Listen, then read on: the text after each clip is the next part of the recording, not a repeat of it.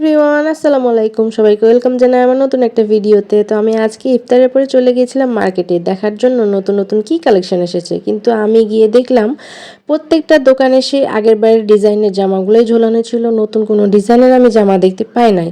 তারপরে একটা দোকানে গেলাম, সেখানে দেখলাম 2 পিসের কোট সেটগুলো ছিল মাত্র 650, আর 3 পিসেস ছিল কিছু, সেগুলো ছিল মাত্র 1000 টাকা করে।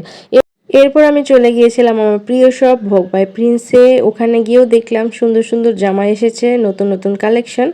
কিন্তু প্রত্যেকটা জামার ভিতরেই পাড় আর চুমকির কাজে ভরা, মানে একটা জামাও দেখলাম না যেগুলোতে পার্ল আর চুমকি ছিল না। এই জন্য আমি একটু হতাশ ছিলাম।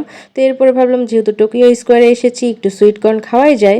কিন্তু আরাফাত বলল চলো আজকে আমরা এই স্পাইসি কর্নটা ট্রাই করি। ট্রাস্ট মি, এটাও অনেক বেশি মজা ছিল, টক মিষ্টি ঝাল একদম চটপটা টাইপের। আর আজকে কিন্তু মার্কেটে এবং রাস্তায় ভিড় ছিল না বললেই চলে, হয়তো তারাবির সময় ছিল এই জন্য হতে পারে। তো এই ছিল আজকের ভিডিও, দেখা হচ্ছে নেক্সট ভিডিওতে। আল্লাহ হাফেজ।